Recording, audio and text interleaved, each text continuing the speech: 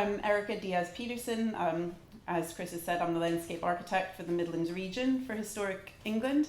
And not wanting to let Chris down, I'll say what Jennifer always says about the landscape architect, is that we work at the coalface in terms of Historic England's work. So first of all, thank you to the Midlands Parks Forum for having me here today. It's a really great opportunity to meet some of you. I am your local landscape advisor for Historic England. I cover the whole region, as does Midlands Parks Forum, so that's fantastic. So I'm here to provide a quick overview of what Historic England's Midlands regional team does and how we can help. So there are 302 registered parks and gardens in the Midlands. Some of these were designed originally as public parks, and others have become public parks over time because of a change in use.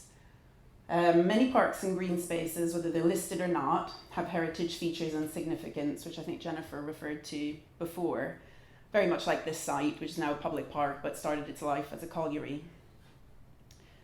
Many sites that you might work with may also be in conservation areas and contain scheduled monuments and listed buildings. Increasingly, they may be included on local lists or otherwise identified as heritage assets.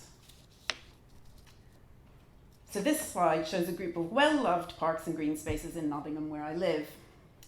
The Arboretum on the top left is a registered park and garden. It's in a conservation area. It contains listed buildings, as well as a notable tree collection of heritage value. The Forest Recreation Ground, which is on the top right, contains listed buildings and isn't otherwise designated, but alongside being the home of Nottingham's famous Goose Fair, has a wealth of heritage interest, including for its role in Nottingham's sporting history. So I'm not really a football fan, but I find it astonishing how many firsts in football have happened on the Forest Recreation Ground in Nottingham. And I think it's an incredible story because sport is still played there today by a really diverse community, and it's a fantastic thing to see as I wander around in the weekend.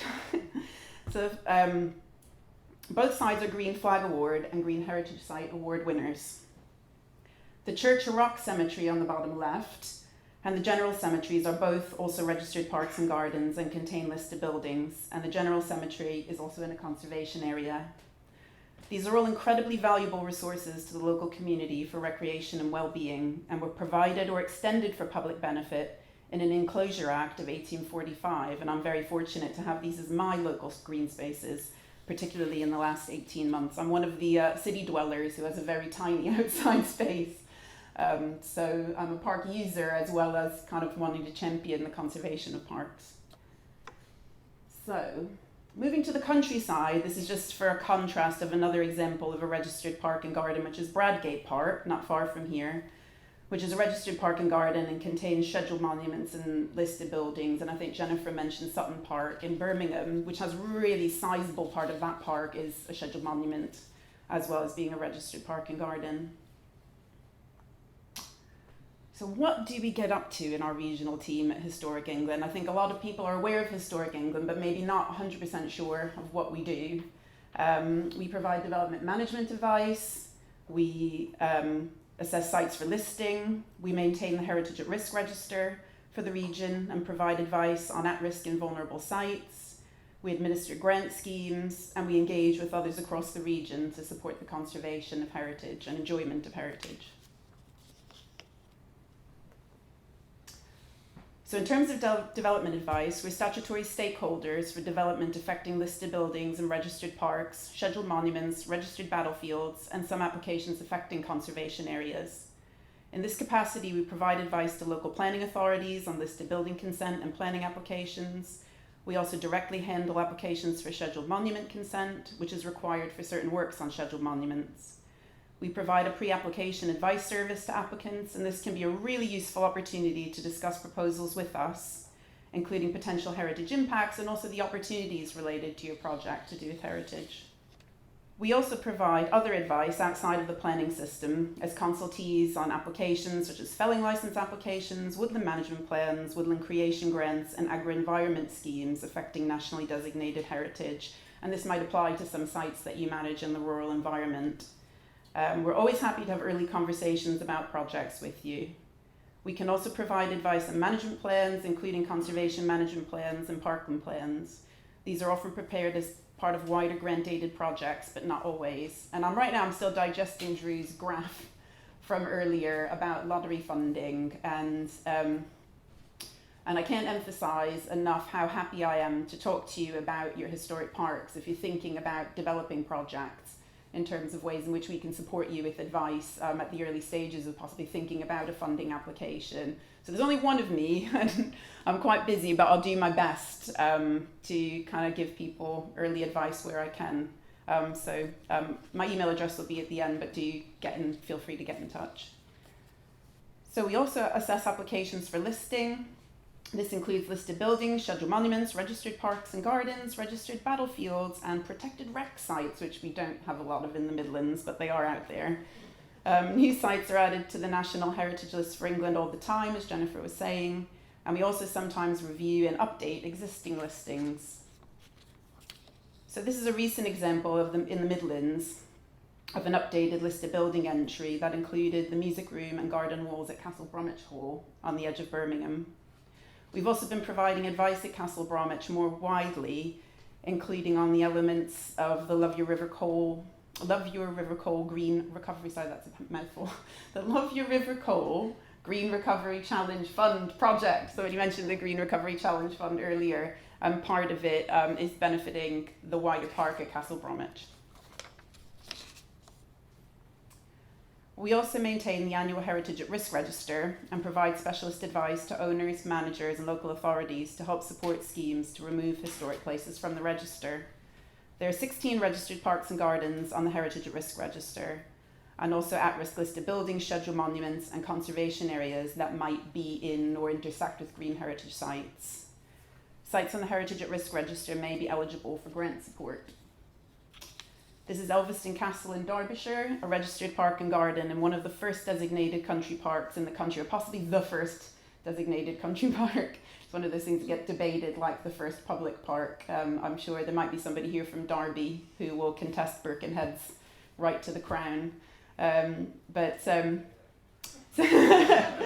So we've been working with Derbyshire County Council over a number of years, providing advice and also grant aid, and some relatively recent advice that we gave was on the gardens management and maintenance plan, the purpose of which is to sort of maintain and reverse some of the decline in the gardens, particularly things like the hedges and topiary paths and some of the green heritage of the site.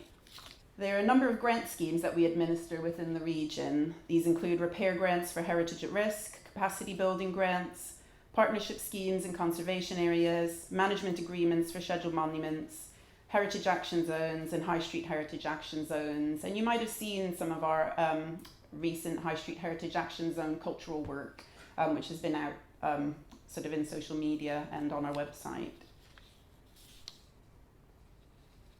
There have been a number of historic parks and gardens that have benefited from grant aid in the Midlands. We recently funded repairs to Highbury Hall and gardens in Birmingham as part of a project that was also funded by the National Lottery Heritage Fund. This project is already improving the condition of the gardens and has increased access for all through the site, and we're continuing to offer advice as the project moves forward into its next phases. This is Newstead Abbey in Nottinghamshire, where we funded repair works to the west front alongside the World Monuments Fund and others. And Newstead Abbey is famous as the home of Lord Byron, and it is in this sort of designed landscape park that surrounded the house at Newstead Abbey, but it belongs to Nottingham City Council and is for the benefit of the people of Nottingham and the surrounded area, so it's used as a public park today. We also engage with people across the region in other ways, including responding to public inquiries through social media and strategic engagement with stakeholders and partners. Our Heritage School programme also works with schools across the region, supporting the national curriculum with exploration of local heritage, and also provides resources through our main website. So if you're interested in that and you just search for Heritage Schools and Historic England, there's some information and some resources there.